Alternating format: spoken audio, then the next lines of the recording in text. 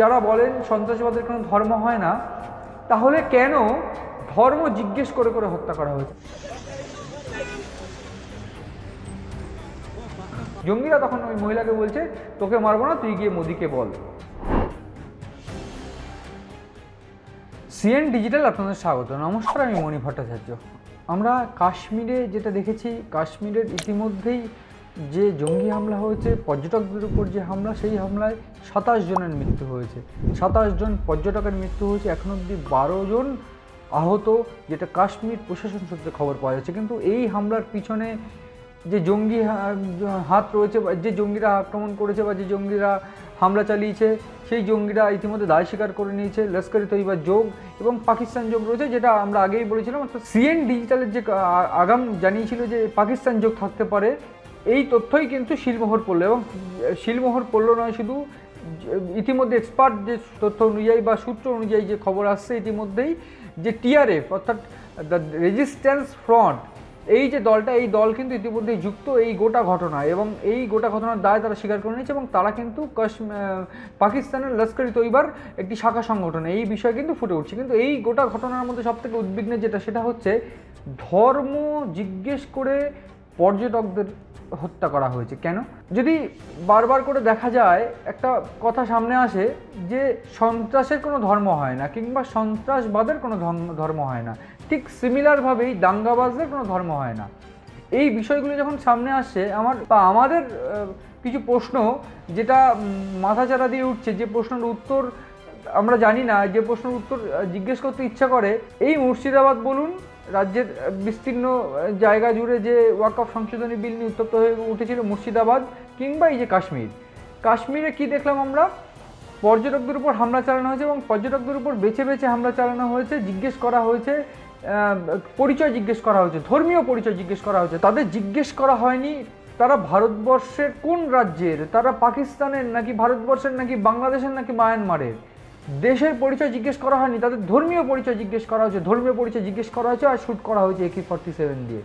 শুধু তাই নয়, আরও একটা ভিডিও কিন্তু ভাইরাল ইতিমধ্যে, যেখানে বারবার করে একটা মহিলাকে তার স্বামীর প্রাণ ভিক্ষা চাইতে দেখা যাচ্ছে, এবং তিনি বলছেন যে কোনো কিছু জিজ্ঞেস করা হয়নি, এবং সন্ত্রাসবাদীরা এসেছে এবং পরিষ্কার বলছে ওকে দেখতে মুসলিম লাগছে না, ওকে হত্যা করে দাও।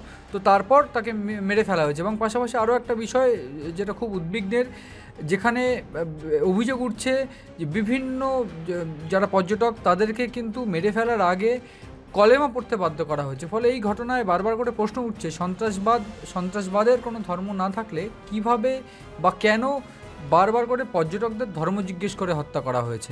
5-6 জন জঙ্গি সেনার বেশে, পুলিশের ড্রেসে ঢুকে পড়লো, এবং ঢুকে পড়ে জিজ্ঞেস করলো পর্যটকদের যে তাদের ধর্মীয় পরিচয় জিজ্ঞেস করে খুন করা হলো, হত্যা করা হলো।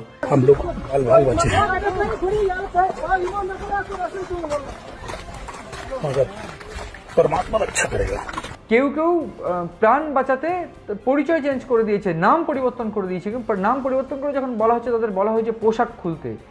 এই অভিযোগ কিন্তু উঠছে যে পোশাক খুলে তাদের দেখা হয়েছে এবং তারপর খুন করা হয়েছে। এই অভিযোগগুলো যখন সামনে আসছে, তখন এই প্রশ্নগুলো করতে ভীষণভাবে ইচ্ছা করে যে যারা বলেন সন্ত্রাসবাদের কোনো ধর্ম হয় না, তাহলে কেন ধর্ম জিজ্ঞেস করে করে হত্যা করা হয়েছে? এই প্রশ্নটাই কিন্তু উঠছে। এবং এই প্রশ্নটা যখন উঠছে, তখন আমরা দেখেছি বারবার করে প্রধানমন্ত্রী নরেন্দ্র মোদী, কিংবা যারা অমিত শাহ যিনি স্বরাষ্ট্রমন্ত্রী, তিনি বৈঠক করেছেন। এবং প্রধানমন্ত্রী নরেন্দ্র মোদী তিনি গতকাল দুবাই ছিলেন, এবং দুবাই থেকে তিনি ফিরে এসেছেন, এবং দুবাই থেকে ফিরে এসে তিনি জরুরি বৈঠকে বসেছেন। কিন্তু এমনকি স্বরাষ্ট্রমন্ত্রী প্রধানমন্ত্রী মোদীর নির্দেশে তিনি গিয়েছেন, এবং তিনি গিয়ে শ্রীনগরে বৈঠক করেছেন, এবং তিনি পরিষ্কারভাবে বার্তা দিয়েছেন এই হামলার পিছনে যারা রয়েছে তাদের কাউকে রেয়াত করা হবে না। কিন্তু প্রশ্নটা হচ্ছে, এই সন্ত্রাসবাদের যদি ধর্ম না থাকে, তবে কেন তাদের দেশের পরিচয় কিংবা তাদের অন্য কোনো পরিচয় জিজ্ঞেস না করে ধর্মীয় পরিচয় জিজ্ঞেস করে হত্যা করা হলো?